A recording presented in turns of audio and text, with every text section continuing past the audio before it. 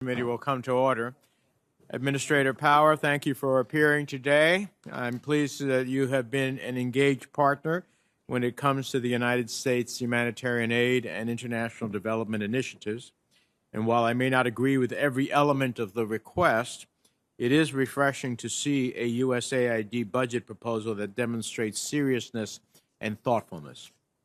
And with the House just passing the Ukraine supplemental package, which provides nearly $4.4 billion for USAID, I'm pleased and hope that we are going to move it quickly in the Senate, maybe as early as tomorrow. Obviously, this is a lot of money, and we need to make sure that the executive branch engages in meaningful ongoing consultation as the money is being spent, and that we are conducting appropriate oversight.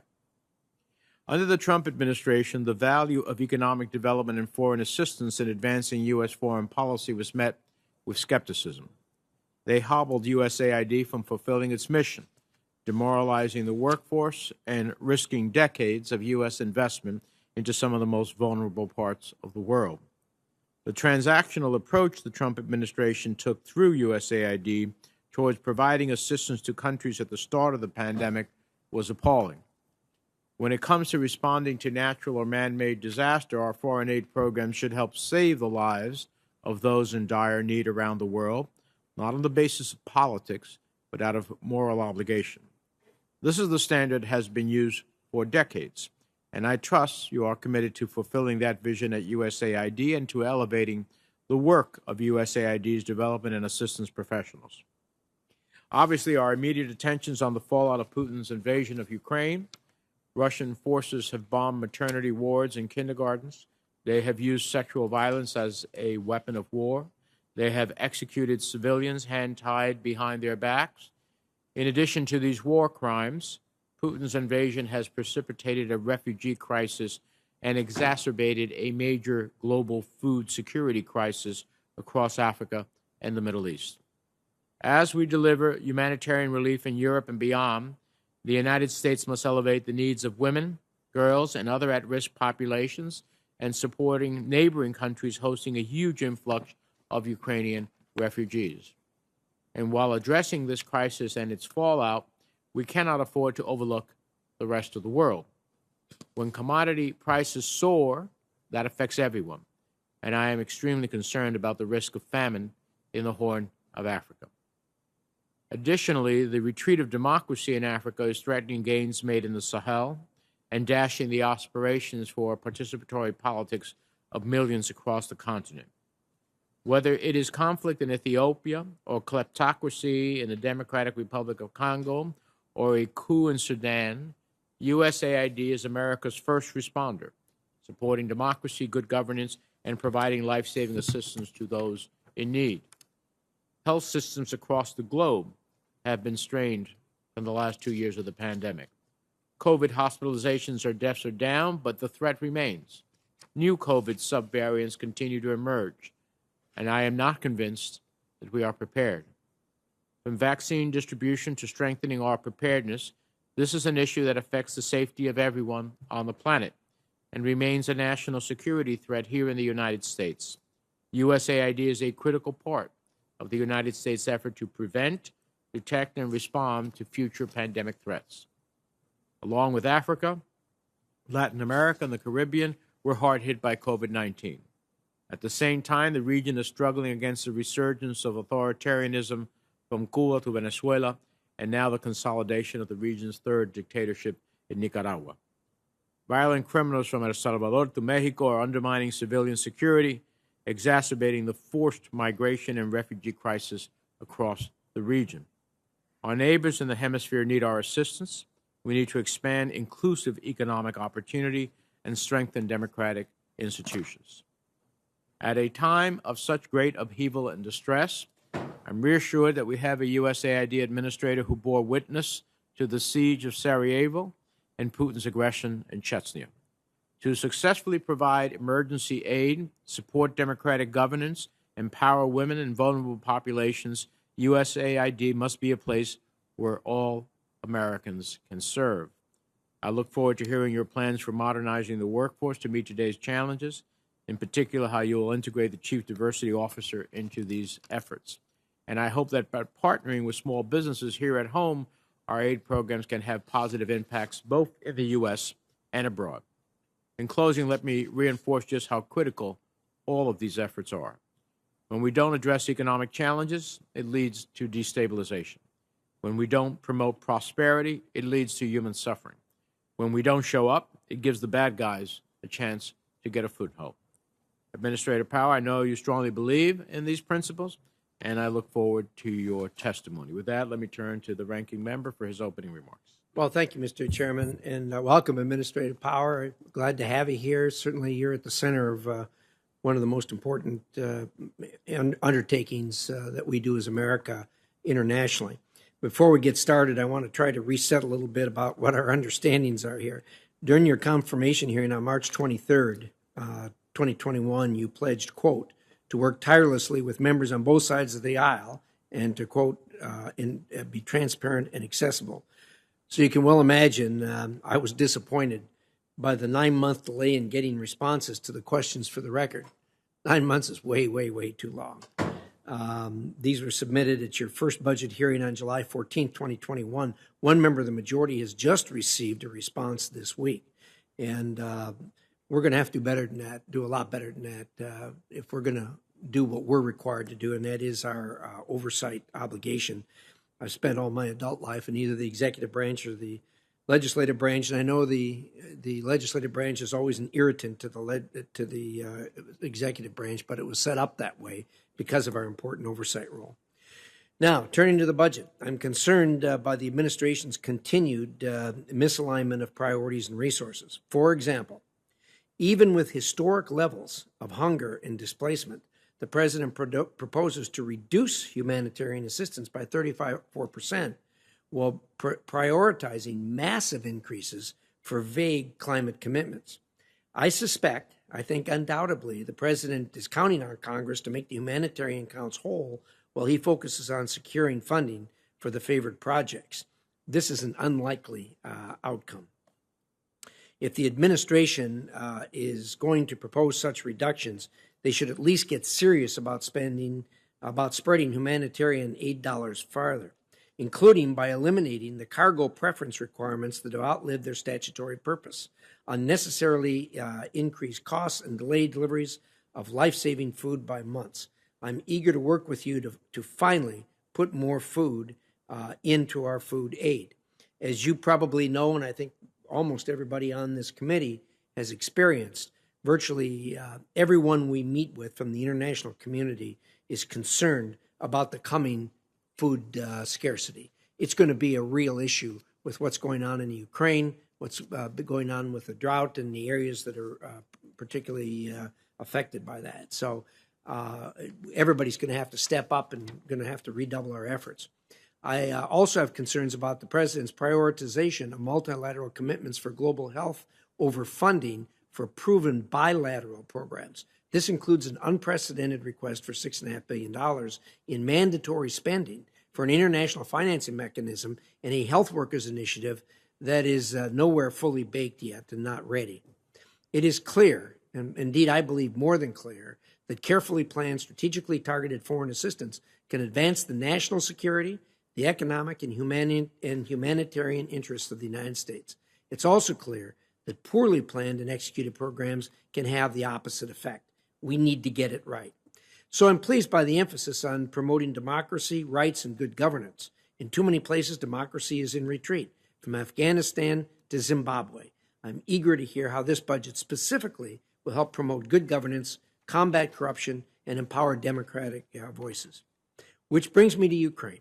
The United States has been very, very generous in its efforts to get life-saving assistance to the people made vulnerable by Putin's unprovoked, brutal, and murderous war in Ukraine. As the United States begins to reopen its embassy in Kyiv, I hope USAID will also return and resume its in-person efforts to ensure aid is actually getting to local networks and that are committed to going the last mile. In Africa, I remain concerned about how USAID is approaching assistance to Sudan and South Sudan. Both countries continue to face complex crises And it is clear, quite clear, the United States response is not moving the needle. I understand the complexity, I understand the difficulties, but the needle isn't moving. Things have to be done differently. These situations are unsustainable, require a review by the agency. Meanwhile, in Kenya, accountability for the mismanagement and theft of U.S. assistance, particularly global health assistance, remains elusive. I've requested USAID's office, OIG, make more frequent inspections of troubled USAID missions, such as in Kenya, so the agency can better uphold its commitment to zero tolerance, which we all know you have, for waste, fraud, and abuse. Turning to the Indo-Pacific, I want to understand in greater detail exactly how USAID will use the Countering PRC Malign Influence Fund, especially when it comes to building economic resilience among partners.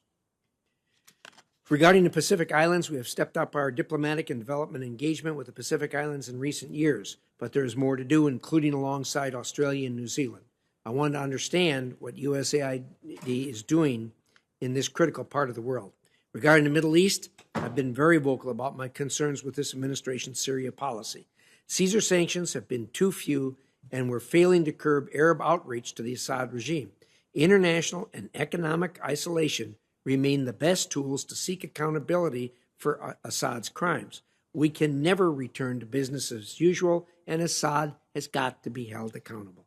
In the West Bank and Gaza, as we continue discussions on assistance to the Palestinians, we must push harder for Palestinian reforms. Specifically, we must achieve complete elimination of the pay-to-slay program and use any and all leverage to do so. On Afghanistan, I'm concerned by the administration's plan to issue a national interest waiver that would allow direct financial benefit to the Taliban. Instead of opening the door to financial assistance, we should be conditioning it upon Taliban first meeting human rights and counterterrorism benchmarks. The Taliban's recent edict ejecting women and girls from school and the reimposition of guardianship laws are exceptionally troubling. We should focus on creating real leverage if we ever want to see changes in the Taliban conduct. I look forward to working with you to address these challenges, and they are heavy challenges, including by carefully aligning priorities and resources. We look forward to your testimony. Thank you, Mr. Chairman. Thank you, Senator Risch. So we will start with the administrator's testimony. Again, welcome. I know how much you love being here with us today. And so we would ask you to summarize your statement in around 5 minutes or so that we can have a conversation with you. And please go ahead. You're recognized. Thank you so much, Chairman Menendez, Ranking Member Risch, and distinguished members of the committee, Senator Johnson, Senator Cardin, Senator Kane, and others who will join us. I do look forward to having the chance to respond to some of what you, Mr. Chairman, and you, Ranking Member Risch, have said in your opening statements, but let me use mine, if I could, just to frame the discussion that I hope we can have over the next couple of hours. I'd like to start just by saying it is no overstatement to say that we are gathering really at a profound juncture in history. For 16 straight years, we have seen the number of people living under democratic rule decline. The world is now less free and less peaceful than at any point since the end of the Cold War. And for several years, as we've seen vividly, graphically, and horrifically in recent days in Ukraine, autocracies have grown increasingly brazen on the world stage, claiming that they can get things done for their people with a speed and effectiveness that they say democracies cannot match. Today, we see just how empty that rhetoric is and just how dark the road to autocracy can be. From Vladimir Putin's brutal war on a peaceful neighbor in Ukraine to the People's Republic of China's campaign of genocide and crimes against humanity in Xinjiang. Now, with autocracies on their back heel, now is the moment for the world's democracies to unite and take a big step forward after so many years of losing ground. If the world's free nations, with the United States in the lead, are able to unite the efforts of our allies, the private sector, and our multilateral institutions and marshal the resources necessary to help partner nations, we have a chance to extend the reach of peace, prosperity, and human dignity to billions more people. This has been USAID's mission since its inception 6 decades ago, and I am truly grateful to you for your continued bipartisan support of our efforts to save lives, strengthen economies, prevent fragility and conflict, promote resilience, and bolster freedom around the world. USAID's work is a testament to the fact that America cares about the plight of others, that we can competently accomplish mammoth goals that no other country can, and that the work we do abroad also matters to Americans here at home. It makes us safer, it makes us more prosperous, and it engenders goodwill that strengthens alliances and global cooperation and creates a better future for generations to come. Thanks to your past support, the United States has helped get more than 500 million COVID-19 vaccines to people in 115 countries. We've led life-saving humanitarian and disaster responses in 68 countries, including Haiti, Ethiopia, and Ukraine. Helped enhance pathways for legal migration to the United States while working to strengthen worker protections. And we've assisted the relocation and resettlement of Afghan colleagues and refugees under the most dire of circumstances, while pivoting our programming in Afghanistan to address ongoing food insecurity and public health needs, and continuing to push to keep women and girls in school. We're also making strides to become much more nimble as an agency at a time of immense demands, shoring up a depleted workforce by welcoming new recruits and operating with greater flexibility. The Biden-Harris administration's FY 2023 discretionary request of $29.4 billion will build on these steps forward, giving us the ability to invest in the people and systems to meet the world's most significant challenges so the United States can seize this moment in history. Last night, with bipartisan support, the House took a major step in that direction by passing a nearly $40 billion package for Ukraine, and we are hopeful for its speedy passage in the Senate. Yet the challenges we face are significant. Putin's war has displaced more than 13 million people, including 2/3 of Ukraine's children. It has led to serious disruptions to global food, fuel, and fertilizer supplies around the world, further taxing the already overwhelmed international humanitarian system.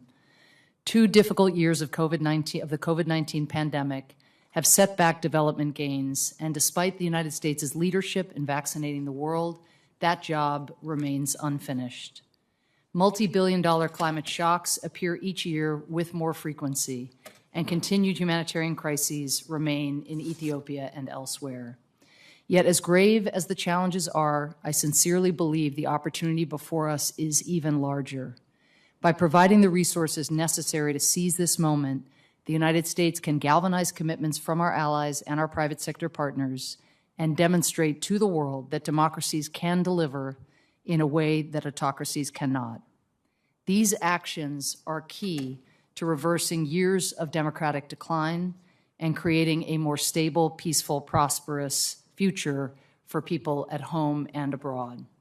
With your support, USAID will move aggressively to grasp this opportunity to build that brighter future for all. Thank you so much. Thank you, Madam Administrator. We'll start a series of 5-minute questioning. I'll recognize myself. Can you walk us through how this budget request, referring both to the request before us and the supplemental, paired with that Ukraine supplemental, addresses humanitarian funding needs to stabilize conditions in key parts of the world during this extraordinary moment? Thank you. To make sure I follow, Mr. Chairman, you mean the supplemental request pending before you, the second supplemental request, yes? Yeah, the budget request has an additional 4% increase in humanitarian funding for FY23. Add to that the supplemental Correct. that we just talked about, and talk to me about how that either meets or doesn't meet the challenge of addressing humanitarian funding to stabilize conditions across the globe. Thank you. Well, first, let me just step back, as you did a little bit in your opening statement, and discuss the colossal needs right now, the walloping effects of the combination of COVID, intensification of climate-related shocks, more conflict than any time since the end of the Cold War, and then compounding all of that, the neutralization at best of the breadbasket of the world, Ukraine. To give a couple examples of countries in which we work, 85% of Egypt's grains come from Ukraine, 81% of Lebanon's. Lebanon, as you know, was in no great economic shape before Putin's invasion. World Food Program, prices, the price of doing business, the price of securing basic commodities and shipping them have gone way up, 50% higher just to operate than it was last year.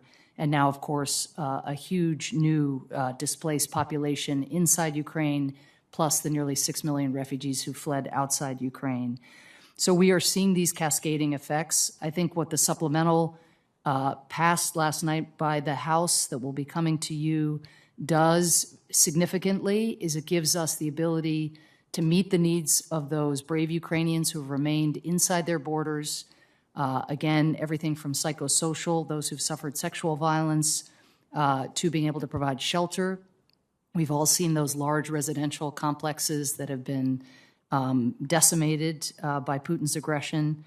And then, of course, just food and cash needs. We want to get markets up and running. We do not want, nor do the Ukrainians want, to be dependent on humanitarian assistance for long. This is an emergency phase. What is absolutely critical is that the Ukrainians themselves be able to feed themselves, which is what they've always been able to do. So then when you extend, again, the ripple effects and the cascading effects to sub-Saharan Africa, where 1 in every 2 or 3 pieces of bread is made with Ukrainian wheat, you can see why, again, the request that came up here, both in our budget request for 23, but more importantly now, this immediate request entails such a substantial increase in funding. Yeah. So, in light of that explanation, as you pointed out, many countries, especially in the Middle East, heavily depend on the grain and food commodity imports. And the Russian invasion has threatened, as you suggested, the breadbasket of the world. Syria and Yemen rely significantly on food aid provided by USAID, and of course the challenges in Lebanon, Tunisia, and Egypt, which can spur widespread public anger and social unrest. While this is a very significant request, is it fair to say this is not going to meet the totality of the challenge before us? Well, there are a number of contingencies that come into play here. I mean, we are also supplementing this surge in humanitarian assistance with interventions, by our missions in more than 80 countries where these vulnerabilities exist, almost by definition, developing countries, to try to ensure more precision use of fertilizer, since less fertilizer is now going to be available in the open market and the prices are going up. Building on Feed the Future and other initiatives. There's a lot that governments can do to mobilize their populations, and we're hopeful that the World Bank and IMF, the fund, the Solidarity and Resilience Fund that they have created, will provide access to finance for some of those countries. So there are some contingencies there. In addition, and this is really important, and I know some members are seized with this up here, Ukrainian farmers have been unbelievably brave. They are out there sowing their harvest, wearing, in some cases, flak jackets with metal detectors next to them to be able to detect unexploded ordnances. And it is the Russian blockade on Odessa and other southern ports that has made it impossible for them to move their crops, their grains, from granaries out into the open market. And so, again, if we were able to find a way through rail, through road, through potential other port access to get to the Baltic ports, or if they were able to repel Russia's horrific blockade, which, again, is costing lives not only in Ukraine, but will cost lives all around the world, that would be something that could bring, again, more grains to the open market, bring the prices down. My own perception is that this will not meet the challenge of global food insecurity, which has been exacerbated by the war in Ukraine and the resulting consequences of that war. And so, and then when you have food insecurity and people are going hungry, they are then driven to do things they might not otherwise do. One is to move in search of food, and then you have migration. Others is to fight for food, and then you have conflict. And so this is, in my mind, beyond being a good global neighbor. It's about, do we want to see more migration? Do we want to see more conflict where ultimately U.S. national interests and securities are affected? I would say no. And so I hope we will get ready for what will be a bigger challenge than what you have here before your budget or what the supplemental provides, which is very Ukraine-focused and with its neighboring countries, which I applaud. But this is not going to meet the challenge that we have. I have other questions about labor and diversity and other things that are not related to food insecurity or Ukraine, but for now I'll yield and turn to the ranking member for his questions. Thank you, Mr. Chairman. Picking up where the chairman left off, I think his assessment is absolutely right, and that is that there's real doubt whether or not the world's food supply is going to be enough for the world's population. And the outline of the consequences of that the chairman just iterated, I think, are very real. And obviously, you can't, as USAID, you don't put your arms around all of that stuff, but your job is to get as much food out there as you possibly can. What is our assessment, dire assessment of the coming situation? Is that what you're hearing also from the people you deal with worldwide? I mean, first, if I may just go meta on the exchange that you have had. I mean, this is exactly the bipartisanship that has been reflected in your collective efforts to bring more food online and to give us the resources we need to meet humanitarian needs. So let me just first say thank you for the spirit of both sets of comments. Yes, Senator, this is what we are hearing. I met with the Ethiopian Minister of Finance now going on 2.5 weeks ago, 3 weeks ago, and he described already the riots and the protests that were occurring in Ethiopia, well and apart from Tigray and the crisis that we know already exists there and in Afar and Amhara, because of the increase in the price of fertilizer. And farmers just saying, we can't afford this, where are the subsidies? And then the Ethiopian government saying, you know, we don't have the fiscal space here to provide those subsidies. What are we going to do? So that's just, again, those kinds of protests. I think we see it in the data, even up to this point, on COVID-related food insecurity over the last 2.5 years. If you look at some of the intention to migrate surveys of people, you know, who are crossing borders and or who are attempting to cross even into the United States, you can see a major spike in food insecurity as grounds for migration. So I think an already unstable world that is already experiencing more conflict, more political protests, you know, in the last several years than there have been in any comparable 3-year period in the last 100 years, you're going to see those effects, those destabilizing effects, getting massively exacerbated by what is happening right now. And remember, we were in a food crisis before one man decided to try to lop off part of another country. We were in the most severe food crisis that any of us had seen, and now that is being compounded by this horrific aggression. Well, I appreciate that, and I think all of this is frightening, to say the least, but it's coming, and I guess we all need to think about it and how we're going to get through this. Your reference to the Horn, every day I'm constantly frustrated by what's happening there and the lack of a solution or the apparent solution. What's your view there? Are we going to just continue to prop up what's going on there with food to keep people from starving, and it just goes on? What's your view of what happens there? What's the end game here, if any? Well, of course, we want to meet the needs, as always, of people facing desperate food insecurity. But as you noted, with food shortages around the world or access to food so limited, prices going up, there's going to be ever more demands, as we've been discussing, on, for example, USAID's humanitarian aid budget. The fact that in Ethiopia there are warehouses upon warehouses filled with food, where the only thing standing in the way of feeding starving people and malnourished children is a denial of access by government forces, that cannot stand. It couldn't stand before, and it cannot stand now. So I don't think we are propping up. I think we are pressing the government. There's been the most modest of progress with 200 trucks getting in, as you probably know, since you've been tracking it so closely, since the humanitarian truce was declared. But we need 500 trucks a week to get into Tigray and Amhara and Afar. And we're looking at potentially 1 million people facing famine conditions by next month if that flow doesn't start to move. And I do think the Ethiopian authorities are feeling the pressure. There is a truce. There's a different kind of vibe, for lack of a better word, in our engagements. Again, more is getting through, but it's a trickle, and it has to be a flood to make up for lost time. Appreciate your views on that. My time's up. Thank you, Mr. Chairman. Senator Card. Thank you very much, Mr. Chairman. Madam Ambassador, thank you very much for your extraordinary service to our country for over so many years.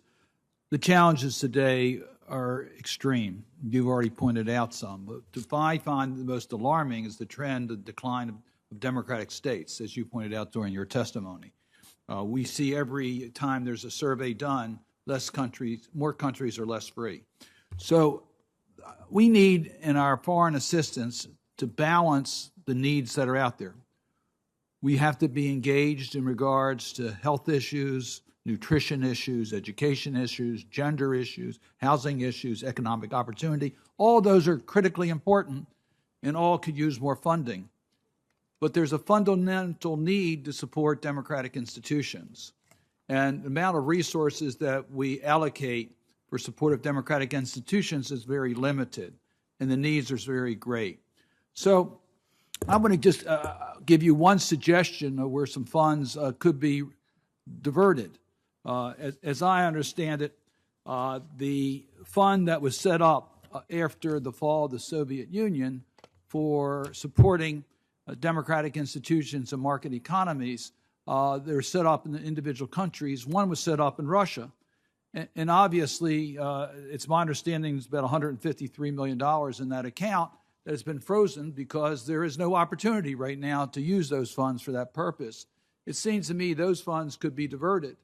And as I was questioning the other day, the nominee to be ambassador to Ukraine, yes, we have a lot of work to do in Ukraine, but one of the issues we have to do is work on strengthening their democratic institutions. We know before Russia's incursions, there was challenges in Ukraine.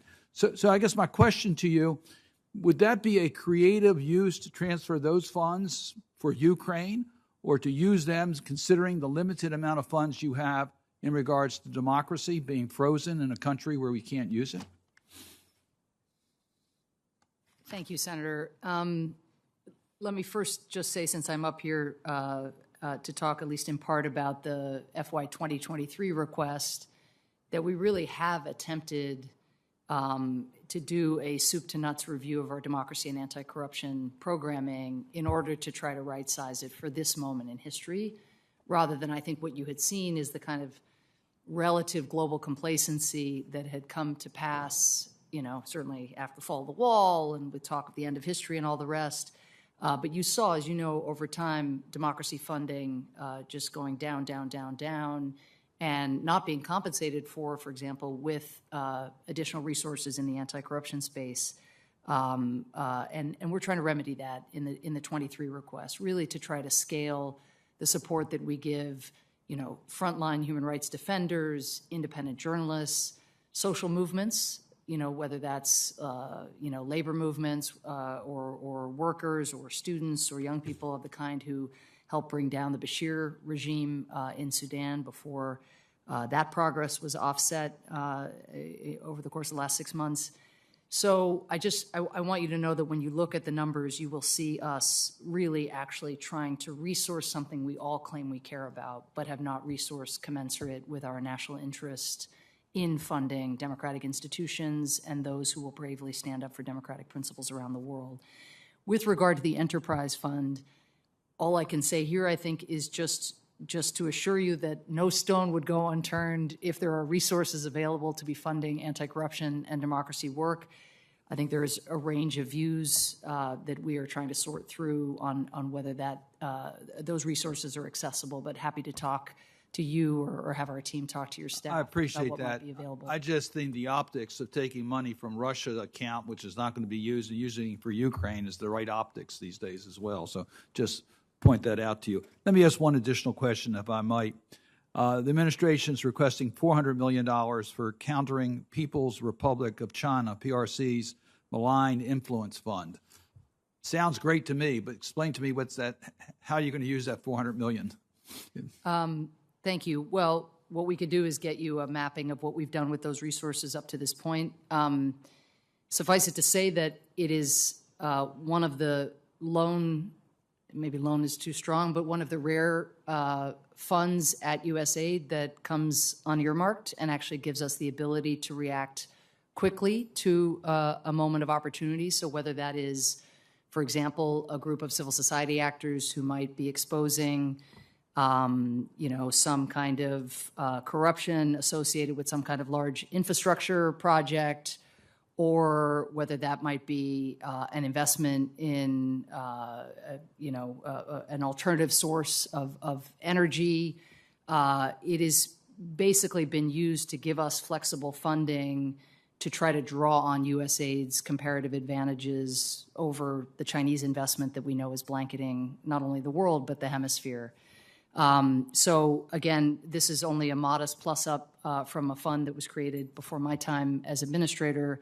But I can tell you it's when there is a democratic opening and it's in a place where China has sought to swoop in, and again, there's virtually no place now where that's not the case, this ability to fund democratic actors on the ground or to fund an economic growth program that will draw people, toward free market approach to fund an open and inclusive support for open and inclusive digital ecosystem, as distinct from a heavy-handed surveillance internet infrastructure. Those are the kinds of projects, and again, we can give you a rundown on how those resources have been spent. And Senator Cardin, I don't want to eat up your time, but I have to just say one thing to My time's over. is your time up? Then I'm already, eating someone else's time. I'm sorry, but Senator Risch made a point about questions for the record, because here I am promising these things, and he made a point earlier that we had been very slow, and I just want to say I take personal responsibility for that, and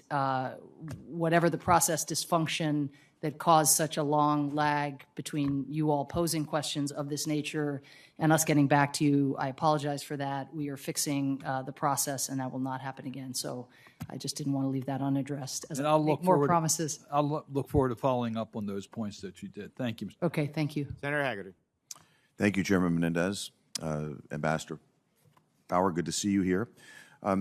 Chairman Menendez, I'd like to start out by submitting for the record a letter that I sent to President Biden in March of this year, raising my concern about high fertilizer prices and potential shortages there, if I might. Thank you. Without objection.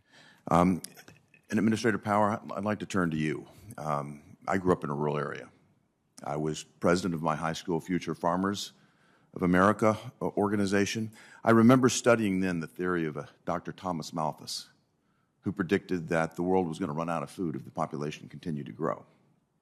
Well, Dr. Malthus was wrong. He's one of the original doomsday prognosticators, and he turned out to be wrong because he forgot about something very important. That's American ingenuity, particularly when it comes to the agribusiness arena. Thanks to innovation in agribusiness, America's been able to dramatically increase yields. We've been able to feed the world, and that's because modern farming techniques have been at the forefront. There are many countries that would like to take our modern farming techniques, that would like to take that intellectual property. But our agricultural innovation, particularly in nitrogen fertilizer, has made a huge difference in terms of our nation's ability to support feeding the world's population. I'd like to turn to some comments that you made on ABC News recently. and I'm just going to read what I understand that was said. Talking about fertilizer shortages caused by the loss of production in Russia and Ukraine, did you say that it would hasten the transition to natural solutions like manure and compost that, quote, would have been in the interest of farmers to have made eventually anyway? Those comments are accurate. Can I offer some clarification? Well, I'd like to just also ask you this. Did you also say in that same interview that you should never let a crisis go to waste? So in the interview, and I would definitely rephrase my response to the question that was posed if I could do it again, but rest assured, the chemical fertilizer has been a critical part of the agricultural gains that our partners have made globally. I mean, there's just no question, whether through Feed the Future, we've talked previously, I think in this setting, about farmer-to-farmer initiatives and the insight and innovation that farmers here bring. All I was meaning to say, and it was coming out of the meeting that I referenced earlier with the Ethiopian Minister of Finance, who was saying in this moment of desperation, where Ethiopian farmers, for example, have been unable to secure fertilizer on the open market because the prices have gone up so much with Russia's invasion, given that Russia is such a large exporter of fertilizer, that they are now scrambling and finding these alternative means of trying to fertilize. But in no way did I mean to suggest that there's, that we're en route to moving away from, programming with our partners using fertilizer that has been so effective. You serve in a increasing very gains. critical leadership role, Ambassador. I appreciate that role. I think the world appreciates the role that you serve, and you need to be, I think, very cognizant of our strengths, and I think be very careful about what's being said. I've heard members of this administration talk about high gas prices being good because it forces a transition to, alternative fuel vehicles, saying that high prices in fertilizer are good to force a transition that should happen anyway. When you're forcing us back into manure, compost, and that type of thing, that's going to precipitate a catastrophe. That will precipitate disasters that will be felt on a global basis. That was not the intention, sir. It really is this emergency phase. It's not a question of, for many of these farmers, synthetic fertilizer, yes or no, or chemical fertilizer, yes or no. They are just not able to access it now because the price is out of reach. So the combination of the humanitarian assistance, the additional funding that we're able to do through our agricultural programs, we want to be in a position where they are able to access fertilizer in the way that they have been able to do in the past. Well, I certainly want us to be in a position to support with American innovation and innovations like modern agriculture to support continuing the increases in yields that we have seen and will need to see. I'm very concerned that we're going to see food shortages come up here on a global basis. And I think we need to be very careful, A, as we speak about this, and then B, what we decide to do to support it and move it in the proper direction. And moving back in time and moving back in history is not the right direction. I would also like, Mr. Chairman, to submit for the record an article here from Foreign Affairs magazine. It's about what happened in Sri Lanka when they mandated going to organic farming and away from modern farming. And Madam Ambassador, if you haven't read this, I would commend you read it, but I think it tells a very dire tale of what can happen when a move like what was described on ABC News is actually taken seriously and delivered a disaster in Sri Lanka. So thank you very much, Mr. Chairman. Thank you, Madam Ambassador. Thank you, sir. Without objection, the article will be included. Senator Barrasso. Well, thank you very much, Mr. Chairman. Madam Ambassador, nice to see you again. I had a couple of questions. We met with the Ukrainian ambassador to the United States yesterday. A number of senators did with regard to humanitarian assistance. So in terms of the humanitarian crisis created by Russia, Congress understands the importance of taking immediate action to quickly get food to those who desperately need it. In March of 2022, Congress provided about $100 million for the Title II Food for Peace program for Ukraine. It's been 2 months. The food aid has still not been delivered to Ukraine. In fact, none of the money has even been spent. And since we've already committed to this 2 months ago, why hasn't the USAID been able to get the food assistance to the people of Ukraine? Well, Senator, I'm not sure if that was the ambassador's characterization generally of food assistance. That would surprise me. So I can run you through the food assistance. Well, I'll clarify. We met with the ambassador, and a number of senators have raised this issue. This was not the ambassador's position. We are asking a number of questions. Say, are you getting everything? Has it gotten there? Where are we now? Got it. Okay. Well, we are, as you know, the largest funder, and I want to distinguish international organizations from our Ukrainian partners. So maybe if you just give me a second to come back to that. But we are the largest funder of WFP, which, it's true, did take some time to establish their warehouses and to scale up. They were not present in Ukraine anymore when the war broke out, despite our warnings ahead of time that this war was coming or this invasion was coming. They are now reaching 7 million people inside Ukraine. It's not enough. They'd be the first they're reaching 3.5 million people in Ukraine with a goal of getting to 7 million by the end of June. We USAID have provided, thanks to you, $205 million in emergency food assistance. We're also providing something that is less visible, Senator, and that is cash assistance. More than $109 million of cash assistance, again, through partners like World Food Program and others. And that is to try to get markets up and running because, again, we want to move away from food assistance as soon as possible, given that Ukraine is fully capable of feeding itself.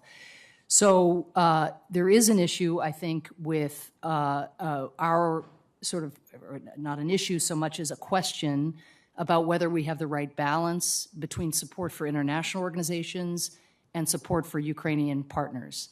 I think one of the really important dimensions of the SUP that passed the House last night is that it promises potentially, if it passes the Senate, $7.5 billion in direct budget support for the Ukrainian government.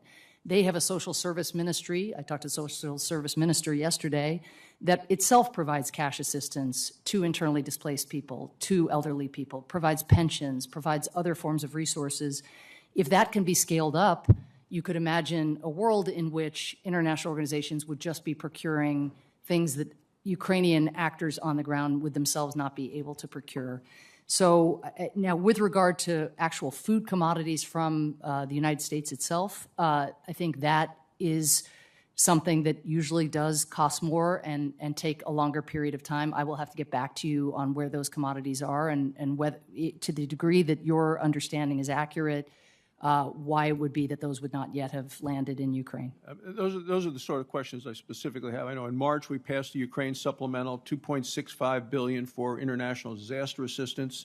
Again, that funding is understandably just sitting idle is my understanding on that. USAID has only donated $50 million to the World Food Program. No, that's not accurate, sir. Okay. Yeah. Another issue facing this quick delivery of critical food to those in need is shipping. U.S. law requires at least half of the vessels carrying government-authorized food aid on U.S. vessels. There, I understand, only 4 U.S.-flagged ships the U.S. government can use to ship the food aid. Not one of the 4 ships is available right now. It's been estimated it could take an entire year to get the food to the people of Ukraine. In the case of an emergency like this, I know the president may waive that requirement. So since the Food for Peace program is run by USAID, have you requested a presidential waiver in order to address this issue? On this score, if you're asking specifically a waiver to get food into Ukraine, the answer is no, because the food that we provide to Ukraine is provided in a different manner. Again, it isn't food commodities from here just for reasons of cost and efficiency. But we have used that waiver, for example, to get food into Yemen, where U.S. carriers will not travel. And we are grateful for some of the initiatives that are occurring up here, as I understand it, in a bipartisan way, to try to show congressional support for greater flexibility given the urgent needs of the moment. Thank you, Mr. Chairman. Thank you. Senator Sheen. Thank you. Senator Menendez has passed the gavel to me, and I get to ask a question. So welcome, Administrator Power. We're delighted to have you here and really appreciate the effort that you and everyone at USAID is making on a daily basis to try and improve the lives of people around the world. I would like to begin with the global gag rule and the impact that has had over the years, also known as the Mexico City policy, which has prohibited foreign non-government organizations from receiving U.S. global health assistance if they provide legal abortion services or advocacy for abortion law reform, even though that's done with their own funds. I am particularly concerned about this because what we know is that this policy has resulted in an increase, not a decrease, in the number of unsafe abortions. The policy causes more unintended pregnancies, higher rates of maternal mortality, and it leaves countless women at risk. So can you speak to the ramifications for USAID and our global health policies when that global gag rule is in effect, and what we're doing now to help rebuild those partnerships with the organizations that are so critical to providing support for women and families around the world? Thank you, Senator. Well, I think that while there are, of course, divisive issues as it relates to reproductive health or as it relates to family planning, I think we have endeavored, over the life of this administration to restart programs that were suspended, given the prior administration's policy. I think we do still hear reports of very conservative application of this administration's policy as sort of a hangover from the prior administration.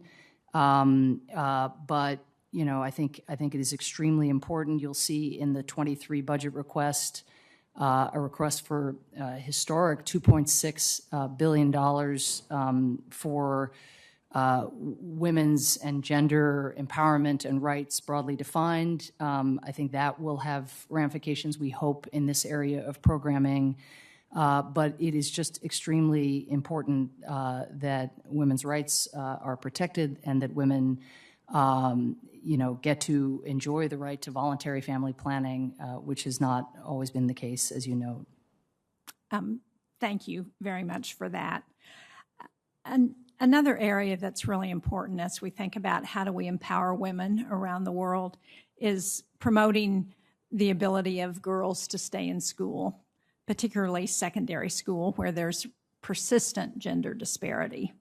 And again, how can USAID better provide holistic support to ensure that adolescent girls can stay enrolled and complete secondary school? Well, I think it's, and again, I just mentioned the gender-related funding that is requested here in the 23 request. But part of what is key is that all our areas of programming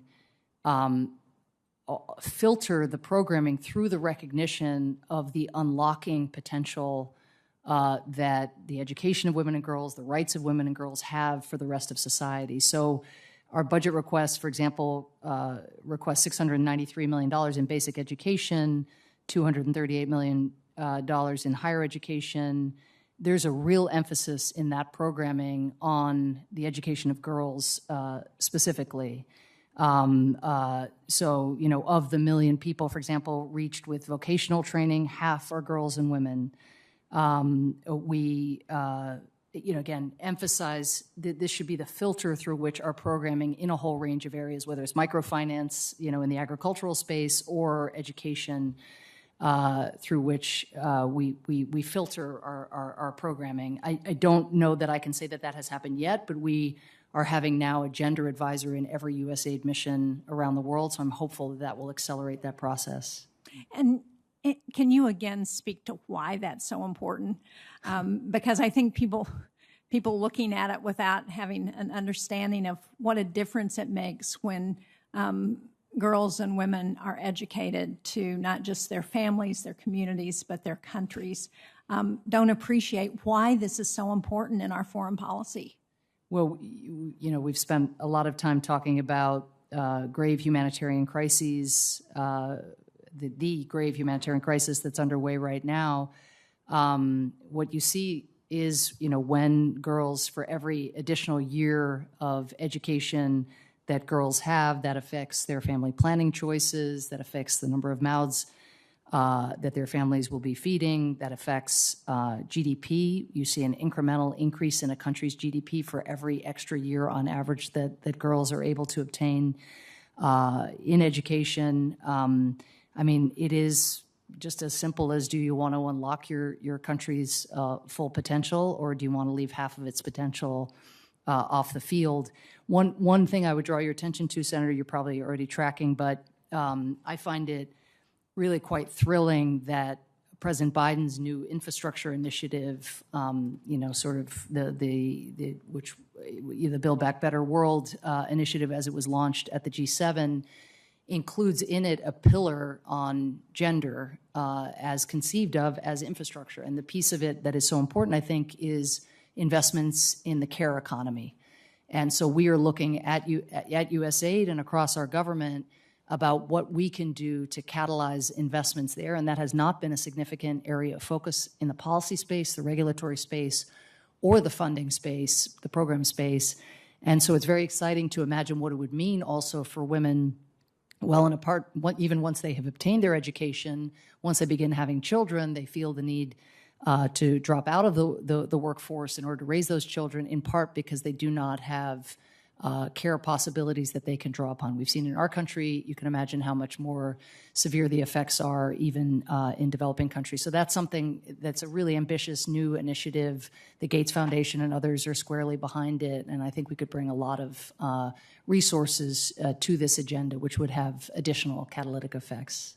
Well, thank you. It is very exciting. I'm out of time, but I can't finish my questioning without pointing out how really horrified I have been, and I know that this is shared by the women in the Senate as well as all of our male colleagues, with the Taliban's reversal of their commitment to allow girls into school in Afghanistan. So I would just urge that we are looking at doing anything possible to try and support women and girls in Afghanistan, and I know you share that commitment. Thank you. Senator Risch, Senator Menendez gave me the gavel, but I assume you have already.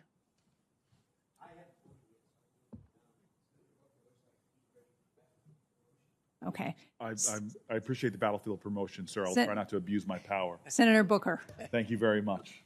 Chairman Booker, excuse me. Chairman Booker. Acting Chairman Booker. This is Ambassador not gonna Power, come it's out good to well. see you. Good to see you. Thank you so much. I want to jump right in and then get to my colleagues. I know that food insecurity has already been talked about, and I'm happy to see Congress moving to include over $4 billion of emergency funding into the International Disaster Assistance Program. A report just came out, though, that that in Afghanistan, about 10 million children right now, it's a staggering number, that they're alone, they're unable to meet their daily food needs. Which is really incredible. And then you add into that the crises in Ethiopia, Yemen, South Sudan. And I guess if we're able to get this funding approved, which I hope we do as soon as next week, will USAID be able to do everything really possible to quickly move this life-saving assistance out the door to programs like the World Food Program and others? If you can give me a sign of hope. Well, first, thanks for the question. I mean, again, it's important to bear in mind what we talked about a little bit earlier, but just is that we were facing an unprecedented food crisis before Putin went and did this. And it just adds a whole new layer of recklessness and callousness to what we know is already horrific in Afghanistan. So the appeal that was issued for Afghanistan, now it feels like a year ago, but it was probably only 4 or 5 months ago, was the largest ever humanitarian appeal for any country in the UN's history, right? And that's a relatively long history at this point. So I think the infrastructure's in place, Senator. The fall of Afghanistan has been devastating to women's rights, girls' rights, the economy, the humanitarian welfare of the citizens of the country. There is more access. The only thing positive one can say is the aid organizations are able to move around more easily because the front lines are not there that had been there before. So yes, we will be able to move money to Afghanistan. We are the largest donor. We have provided very, very substantial, I think $500 million worth of humanitarian assistance just since the fall of Kabul at the end of August. we need other donors to do more. We need Gulf donors and others who have not yet really been enlisted in this cause to step up. But above all, we need to see a functional Afghan economy. Senator Risch raised this indirectly, I think, in his opening statement, but we can continue to sort of put, fingers in the dike here. But the real problem is gross mismanagement of the Afghan economy. And so there needs to be an independent, solvent central bank in Afghanistan. Right now, the Taliban is not cooperating with a UN initiative to create a kind of financial humanitarian exchange Ambassador, facility. I know those dynamics. I really appreciate the thoroughness of your answer. Sorry. I'm going to try to use my Please. remaining time as judiciously as possible. To the extent that any of us, because we obviously talk to a lot of our peers and nations, partner nations, if there's specific folks that are not stepping up or could be stepping up. Great, I will follow up. Yeah, I really Absolutely. would appreciate that. Thank Instead you. of asking this in terms of a question, but I know that the Global Food Security Act is going to be reauthorized next year.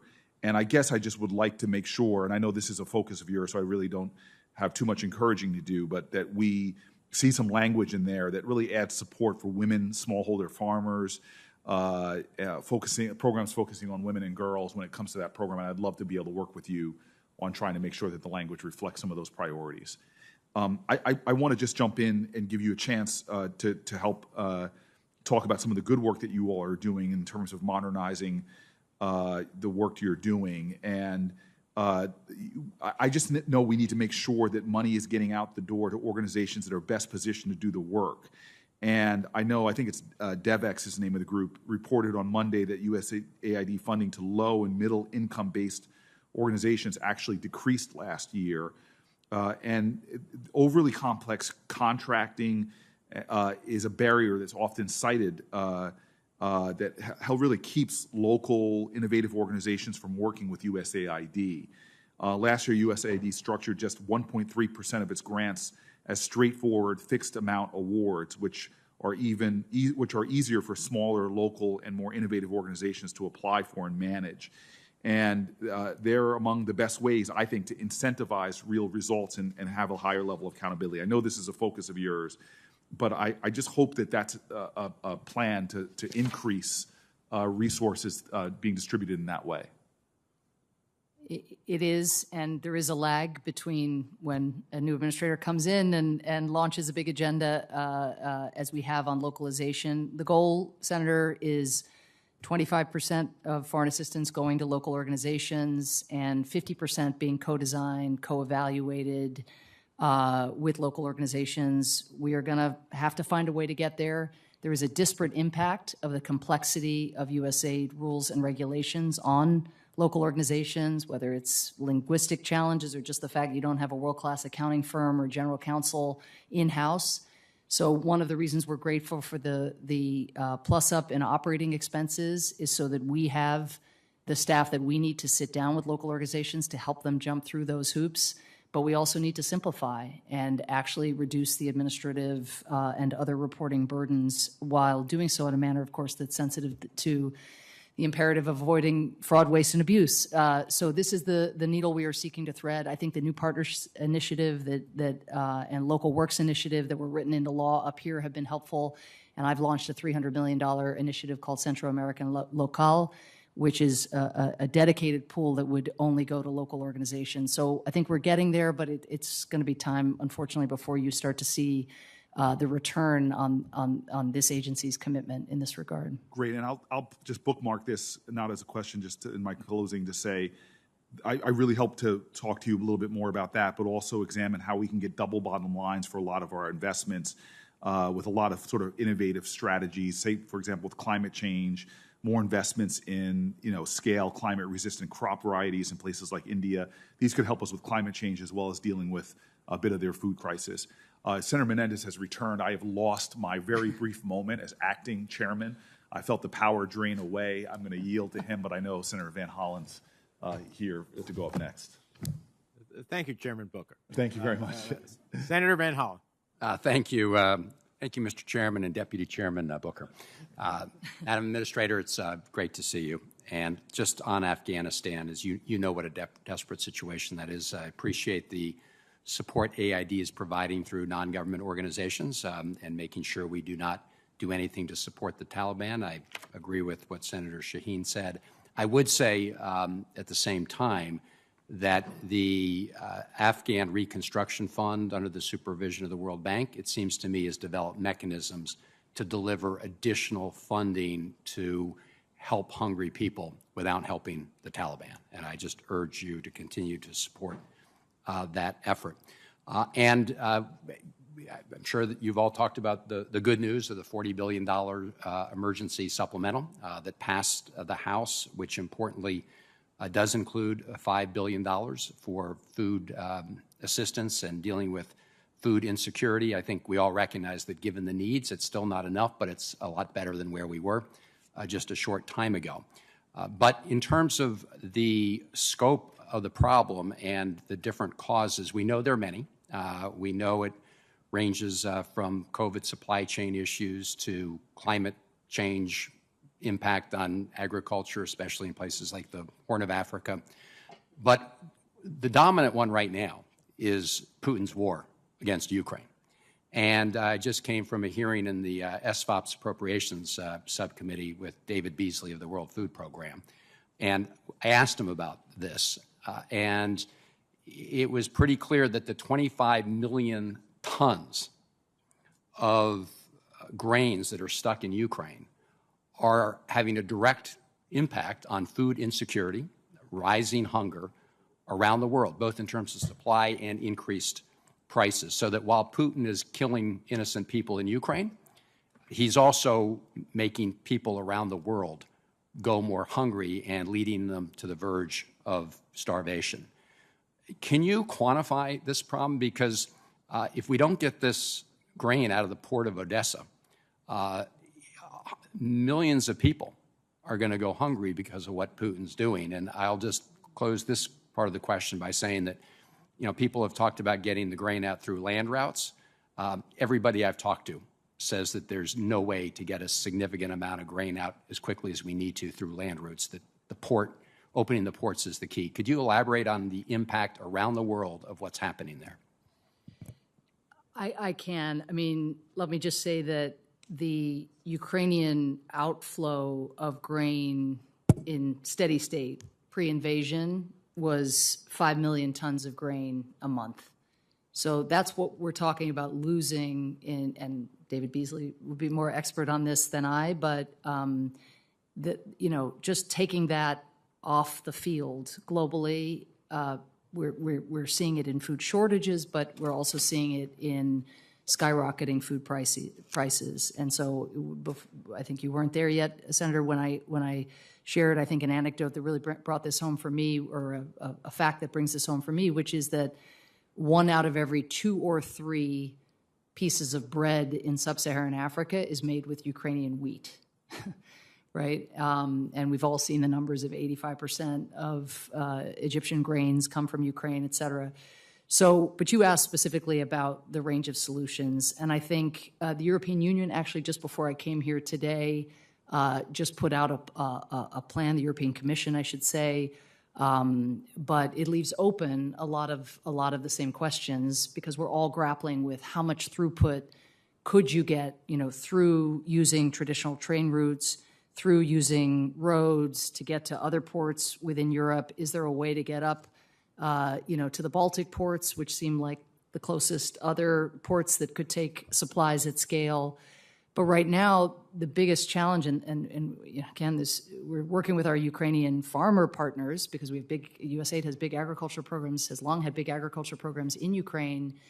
What they are grappling with is how do you incentivize farmers to plant now or soon, because it's not quite that time, if they are not seeing a return on what they have harvested, if that's just sort of... Madam Administrator, I just have a few seconds, but I appreciate your emphasizing that point. I think the Ukrainian farmers want to plant. They do have control of the country, but they got to be able to get it out. I just want to thank you and the administration for your requests for both UNRWA as well as the support, ESS support in the West Bank and Gaza. And I'll follow up with you on the AID Prosper Africa.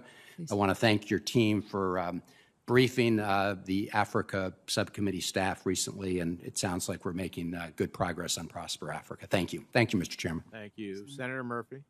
Thank you very much, Mr. Chairman. Good to see you, even from a distance, Administrator.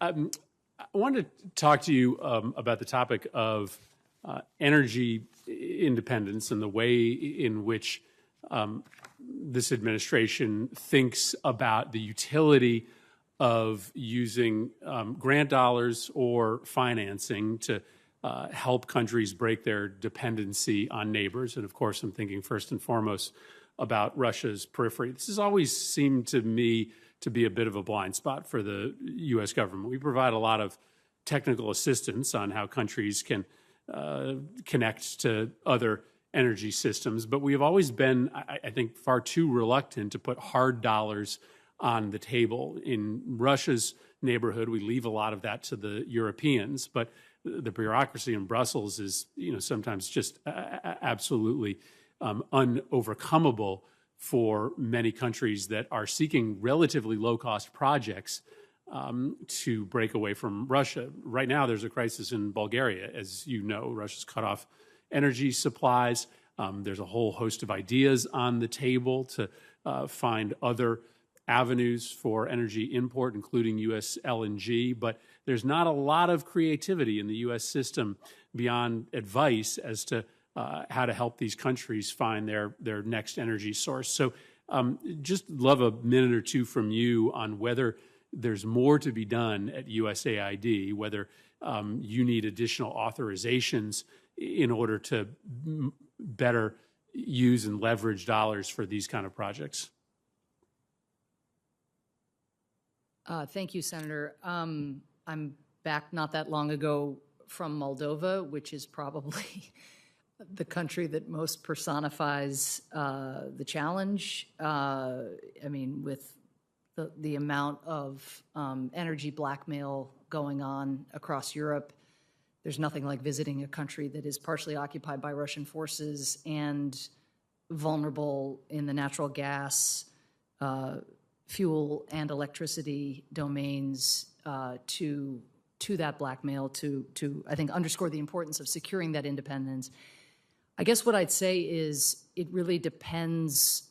I'd love to just have a more detailed discussion, perhaps with our energy envoy, Amos Hochstein, maybe at the table as well, to hear more about what you have in mind. I mean, we were absolutely instrumental, we USAID, our energy team as part of our USAID mission in Ukraine, for example, in Ukraine's decision to and capacity to free itself to do the tests that you saw in the electricity sphere, to connect itself to Europe, which happened just in the early, it was either several days before the war, just as the war started.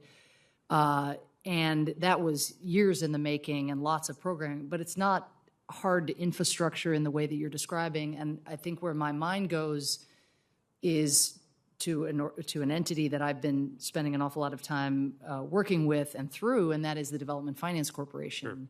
Because they are looking, for example, in Moldova to see what kinds of investments they can make. It's not a place they've done large things in the past. I mean, it had to transition from OPIC to being a development finance corporation.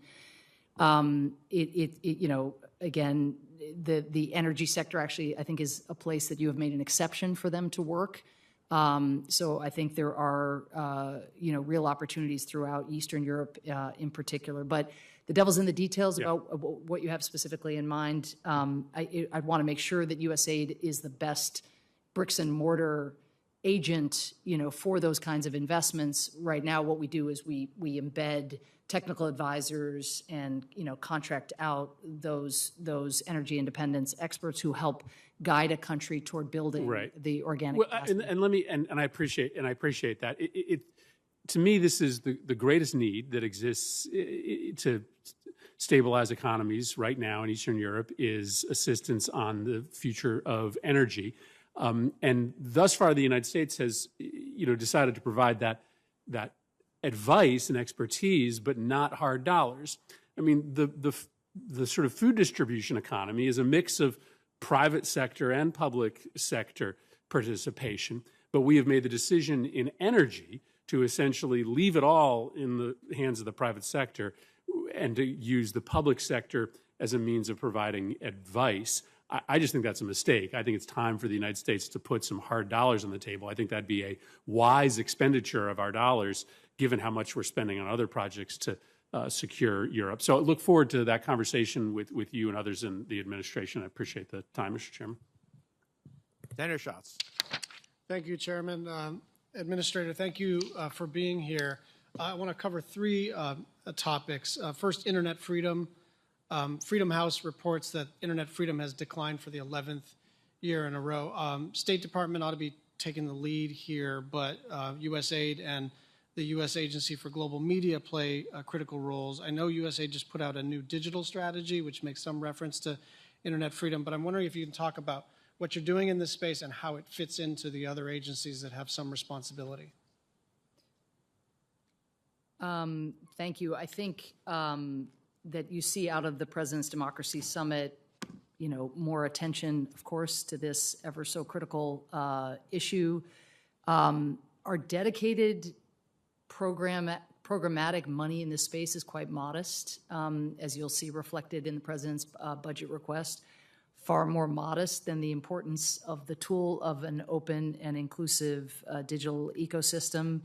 I think our slice of it against the interagency backdrop that you describe is very much on the regulatory side. Again, sort of similar to my exchange with Senator Murphy, having advisors embedded, to make sure that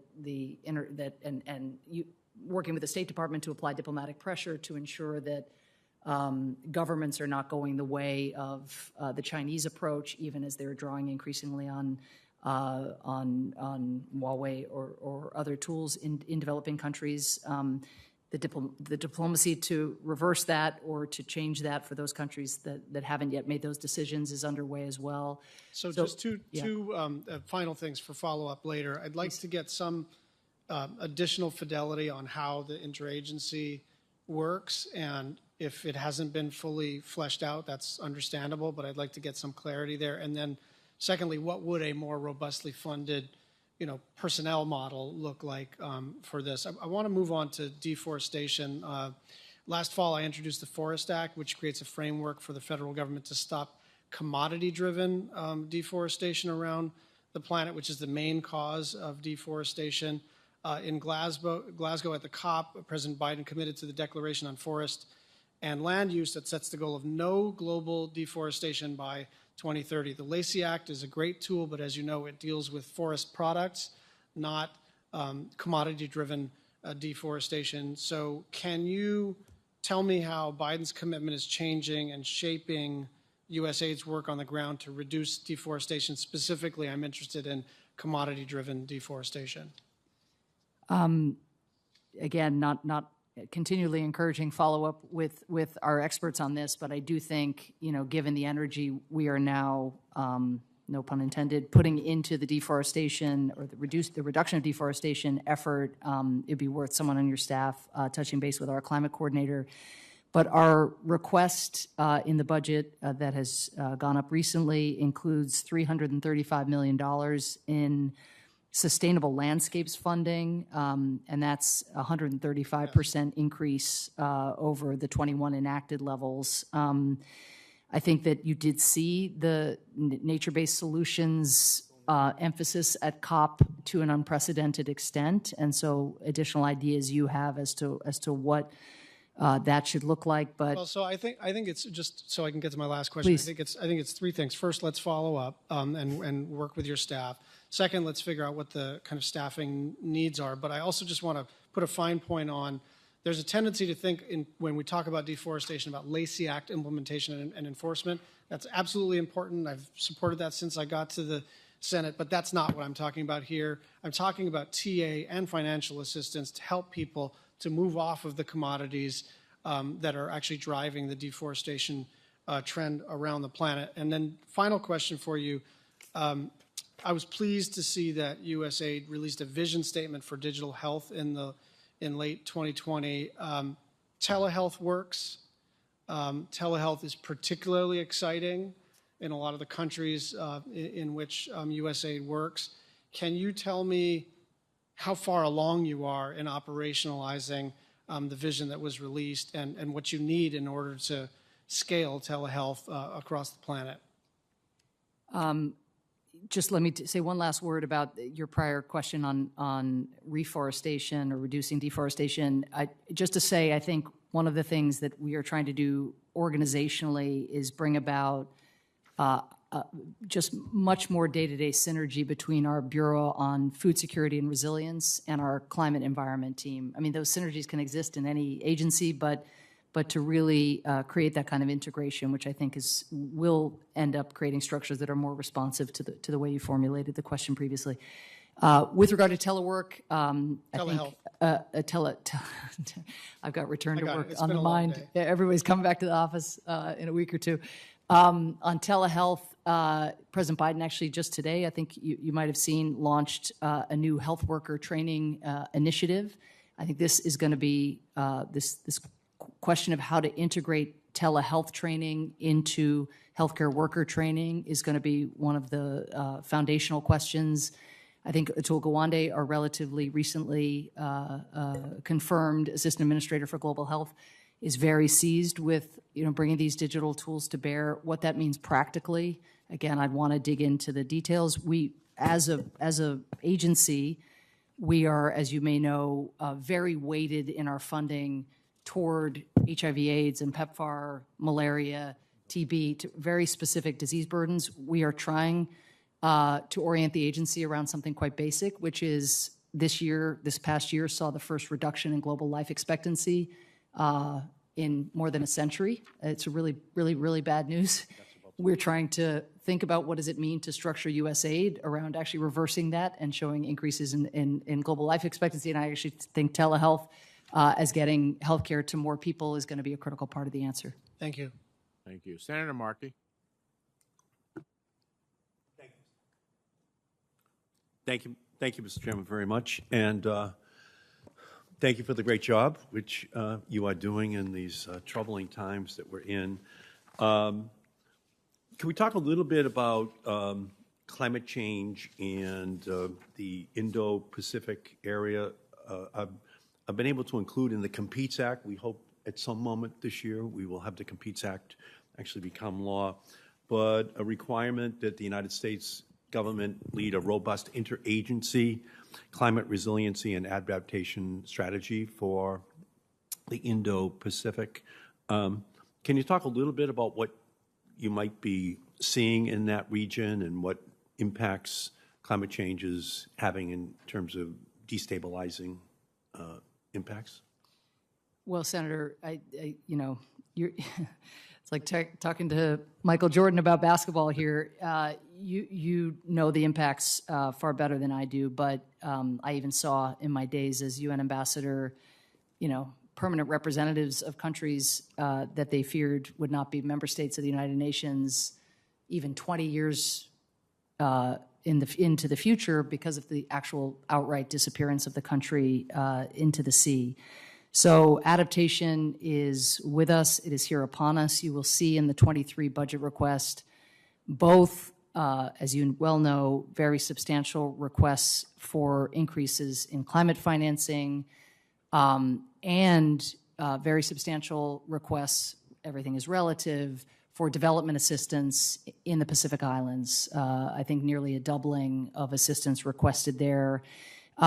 On adaptation, as you know, President Biden at COP launched the Prepare initiative. I think another way to put it for us is that there's not one aspect of USAID's programming that isn't now touched by climate change, touched by and large negatively by climate change. And everything we do across all of our program areas has to be, again, filtered through helping countries adapt to what is upon them. And again, it's particularly acute for small island developing states like those in the Pacific. Yeah, the 100 years ago, when my grandmother and grandfather were getting off the boat from Ireland, half of that CO2 is up there and will stay up there for another 1,000 years. So it's all cumulative. So much of the CO2 is red, white, and blue. We were earliest into the Industrial Revolution, and Representative Velasquez over in the House and I introduced a bill to create a resettlement pathway for climate-displaced persons. In the 2021 White House Climate Migration Report recommended that the executive branch work with Congress to create such a legal pathway. Can you talk about that, threat that we have? It's not just prospective, but it's real right now in terms of climate refugees and our need to respond. Yeah, I mean, the chairman actually, in some of his opening comments, was talking, or in our opening exchange, talked about, the climate shocks, the food shocks, and the incredible potential for the escalation of the already really worrying migration trends that we are seeing. I mean, we see it even at our own southern border, and just seeing the changing demographics of who is there. We're seeing people in mass from countries where we weren't seeing anywhere near those numbers in the past, as well as, of course, the traditional outward migration. So, what we do is try to work with countries to build more resilient infrastructure, to ensure that they're using drought-resistant or heat-resistant seeds. We're bringing the latest innovation technology from universities here and all around the world to bear, and to have as compressed a feedback loop in terms of what we learn and then what we plant and support as possible. But there's no coincidence that you see the hottest years on record correlating with historic migration and historic conflict. I mean, it's linear. Can I also ask you? We're on the front line now, helping Ukraine to beat back authoritarian incursion into that country, into Europe. But we're still not on the front line in terms of providing aid for the vaccination of people around the world, with the goal of 70% of the world vaccinated by October of this year. Can you talk a little bit about how important that is, and why Congress should act to provide that funding? It's so important. It is so important. It is important for the health and safety of Americans that we drastically reduced the risk of new variants. And we've done an amazing job. We, not USAID, but we, the countries on the front lines of this pandemic, who started with very little of the infrastructure that we're blessed to have here in this country. When President Biden held his first COVID summit back in September, lower and lower middle income countries were at 12% vaccination rate, Senator. Now they're at 52%.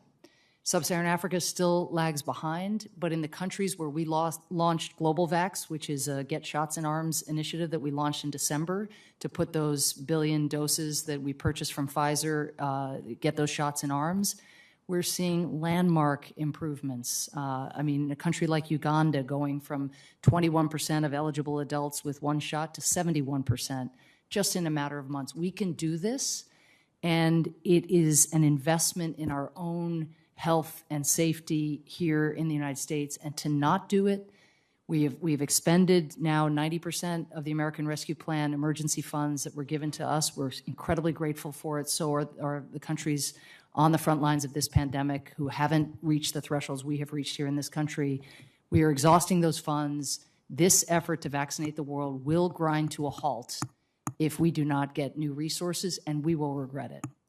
I agree with you. We have to do Ukraine, but we have to do vaccines as well. And I'll also say to you, at this particularly perilous time, whatever you can do to help give some additional help to the Red Sox bullpen would be greatly appreciated. I think if they need you, that's the only solution. It would be an upgrade. I'm with you. Thank you for all your great work. Be an upgrade for the Red Sox, be a downgrade for the Senate. Senator Coons. True. Thank you, Chairman Menendez. Thank you, Administrator Power. It's great to be with you. I just finished chairing a hearing of the SFOPS subcommittee at which Dr. Atul Gawande testified.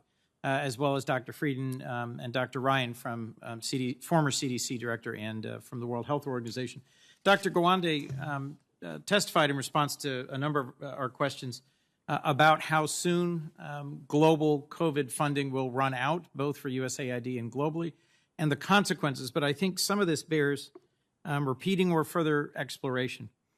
All three testified that it is very difficult to predict when a more lethal and transmissive variant may emerge. In fact, our ability to detect new variants globally is dropping rapidly as the number of tests being performed and the monitoring infrastructure in other countries is dropping off.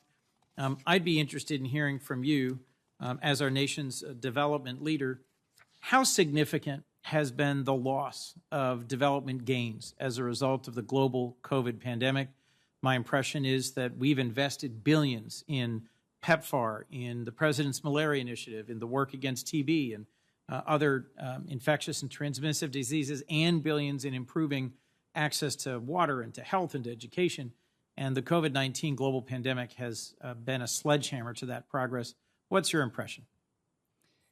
Thank you, Senator. I would just repeat something that I have to believe that came up if Assistant Administrator Atul Gawande was testifying, which I think is just worth pausing over, and that is that we are experiencing globally our first decline in life expectancy in more than 100 years. I mean, if that doesn't sort of sum up the shattering setbacks that have occurred in development, and again, this was when it comes to education, you know, seeing tens of millions of children drop out of school and not come back, but also just the learning losses that those of us who are parents may have experienced firsthand with all of the luxuries of having broadband access and being able to to try to supervise that, but the circumstances in which learners are dropping out of school globally, there's no way to compensate for those lost years other than, again, to make these investments to get them back in school.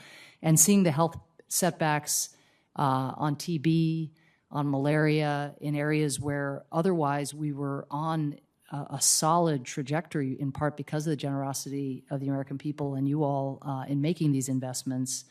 So we have to halt the slide and then set really big and audacious goals that we used to take for granted, which is that life expectancy needs to increase and we need to generate resources and make investments against that goal.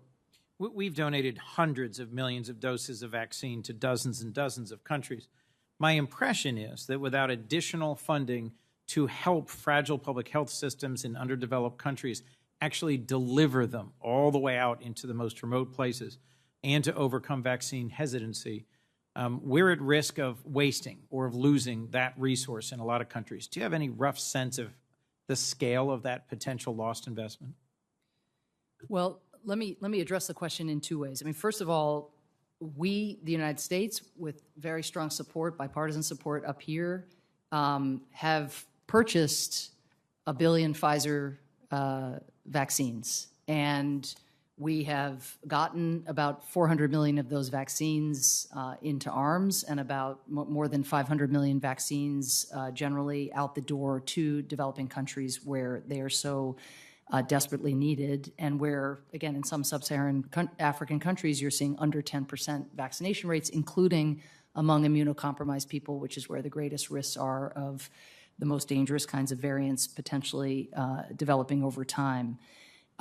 So we need to get those shots in arms. We've purchased those vaccines. The vaccines are there after more than a year in which supply was a major gating issue. We have gotten past that. But vaccines just don't dance from the tarmac, all the way into rural areas. They don't overcome vaccine hesitancy or misinformation of the kind that has been propagated, including by some of our adversaries globally. So we need to support that. And again, Senator, we have the results. We launched Global Vax in December. The number of people in December 2021 that were vaccinated, fully vaccinated in Ghana was 12.4%. Now, of those eligible, 25.4%. When we make the investment in cold chain storage, in pop-up vaccine facilities, in data system strengthening, in meeting people where they are, bringing the vaccine to them, we are seeing uptake, and that is an investment in our health security. Last question briefly. Because our vaccines, which are better and stronger and more effective, were not available, millions of people in dozens of countries were forced to take Russian or Chinese vaccines that have proven ineffective against Omicron. How significant is this moment? We face three different reasons, I think, for us to engage in the next round of funding. Simple humanitarian, concern for the health and welfare of others, demonstrating the United States is a reliable public health partner, but also there's an element of showing the world that we've not just invented and delivered for our own people the most effective vaccines, but that we're now delivering them into the arms of millions in the developing world. Is that a significant factor? Well, it certainly is a significant effect. I think given that we are all stewards of taxpayer resources, I think the fact that this is an investment in our health security should be reason enough. But I'm seeing it, Senator, in every country I visit. The desire to have mRNA vaccines, the belief that these are the gold standard, the knowledge even in remote communities about which vaccines are deemed the most effective, the most enduring with their effects. And we are, most of the developing world has not been boosted. So even those who received vaccines that haven't proven effective against recent variants are very, very interested in getting an mRNA boost, which can actually shore up the effectiveness even on the prior vaccine. So this is a major strategic advantage. And maybe just the last thing I'd say is I spent some time when I was out of government looking at the effects of PEPFAR beyond the public health effects, but looking, for example, at the standing of George W. Bush and the standing of the United States while in the wake of the invasion of Iraq, it was not terribly favorable in many parts of the world. But in sub-Saharan Africa, where these programs popped up, where they endured, where they saved, millions and millions of lives, and gave people hope where they had lacked it, the standing of the United States, the standing of that administration, and all who have followed it in providing that support soared. And I think you see that this is America putting a man on the moon again. And people are experiencing American science, American innovation, and American generosity firsthand. And it makes a difference in how they see the United States. And at a time when we are in a battle for the soul of the world, as well as a battle between democracy and authoritarianism, this matters. This respect for the United States, for a model of governance that produces vaccines and then gives them away and doesn't sell them, it matters. Thank you, Administrator. Thank you for your forbearance, Mr. Chairman. Madam Administrator, just a final couple of questions. The administration is working to address the drivers of migration from Central America. The resources that USAID has committed are significant, but are nonetheless insufficient to address the challenges we face. If we really want to address the root causes of migration, we must recognize the main drivers. Miguel Díaz-Canel, Nicolás Maduro, Daniel Ortega, combined, these three despots have forcibly displaced several million people from their homelands. Worse still, they use migration in the same way that they use food and access to basic services, as a political tool to manipulate the population and to gain leverage with the international community. We also have to recognize that the vast majority of the displaced people in this hemisphere have not fled, notwithstanding, public perception, to the U.S. southwest border. They've actually fled to neighboring countries like Costa Rica, Colombia, Peru, to places where they have family or friends, where they speak the same language and share a culture. But we have not invested the resources necessary to assist with the long-term integration of refugees and migrants in a systemic way. Nor have we helped countries gain the full economic benefits of migration at the same time they are facing the challenges of migration: more children in schools, more demand on social services, the consequences of providing employment, and I could go on and on. So is USAID looking at this question of how we assist the integration of those fleeing their countries in the region. Because at some point, if we don't do that, they will certainly then make their way to the southern border. Thank you, Mr. Chairman. It's an incredibly important question. I think it is one that the entire administration is grappling with, and I mentioned that that's often the case, of course, in any of the challenges we've described, but it's particularly the case here because a number of the countries in which these migrants are settling are not countries where USAID still even has a mission because of the development progress that those countries have made, often in the past with USAID support. So I think we're thinking a lot about the incentives and support those countries would need. We're doing so also with the Inter-American Development Bank, the World Bank, the IMF, and others, thinking through what role the multilateral development banks can have there in terms of ensuring that those countries have the resources to So what support. I'd like to get you to commit to me is to work with the State Department to think about how we ultimately find a process which we can incentivize to ultimately seek this integration, because if not, it will come to our southern border. I think you're aware, Mr. Chairman, that discussions about regional migration agreement, much more comprehensive approach than has been taken, this kind of more piecemeal approach that has been taken in the past. Those discussions are very much underway, and I'm hopeful that at the Summit of the Americas. I appreciate that. I don't mean to interrupt you, but here's the point. That, in fact, the reality is that, yes, they're having discussions, basically the discussions, how are you going to keep people away from our border? I get it. I understand it. Let's be frank here. The question is, if we work to integrate these people into the countries in which they first come to, and can be a catalyst and an incentivizer of that, then we will have less demand and we will have a better society in these countries. Otherwise, they will have all of the demand, none of the upside, and eventually we will have the challenge. So it's not about dealing with the question of how do we keep them away from our border alone. It's how do we find a way to integrate those who have had to flee for freedom, just as we're doing for the Ukrainians. Maybe the Venezuelans don't look like Ukrainians. Maybe the Cubans don't look like Ukrainians. Maybe the Nicaraguans don't look like Ukrainians, but they are fleeing nonetheless. So I've had enough about listening about migration and the efforts by those who just are myopic and think that we should just put up a wall, put the hands across the border in terms of military, and think that that's going to solve the problem. It's not. By the same token, I've had enough from the administration about all their engagements is with countries, how do we stop people from coming? There has to be a better thought than that. So, and if there's not an agency, if AID is not an agency that can help lead the way in that, I don't know who can. Let me just ask you two other final questions.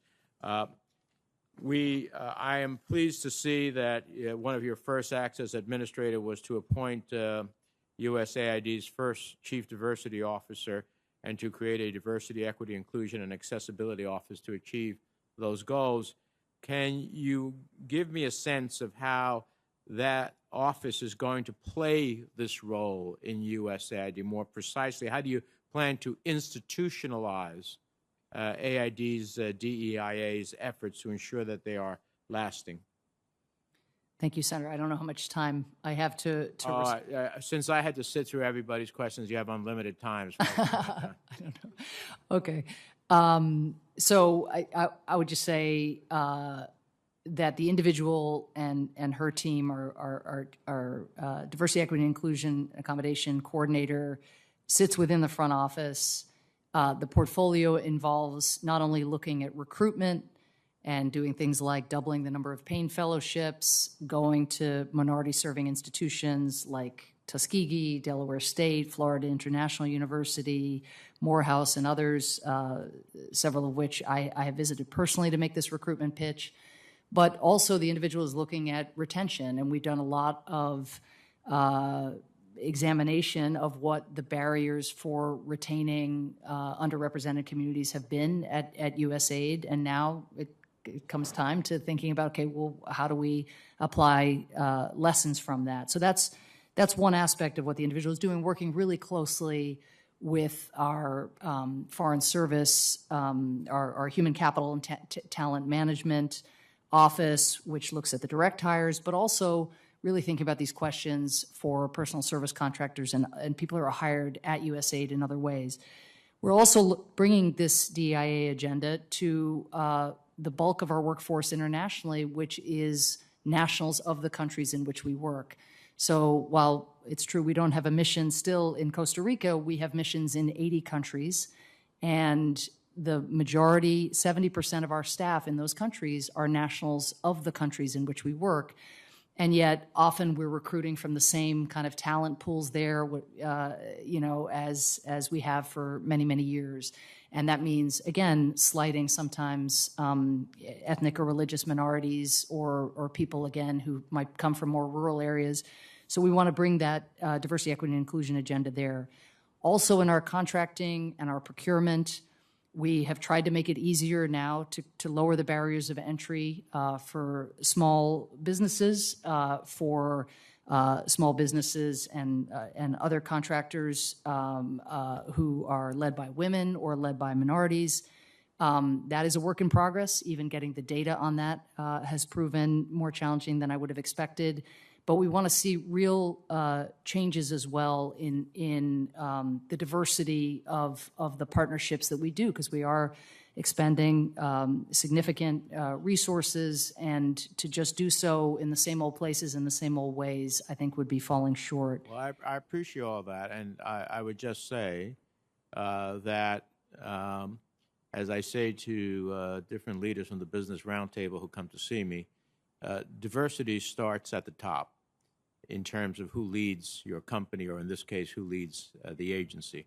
And it starts at the top by making it a priority and having those who work underneath you understand that part of the judgment as to their performance will be how they perform in this regard. And then we get true change at the end of the day. And so I think you're headed in the right direction. I just will urge you, when you're having your senior staff levels, that this is a clear message to them about what you expect throughout.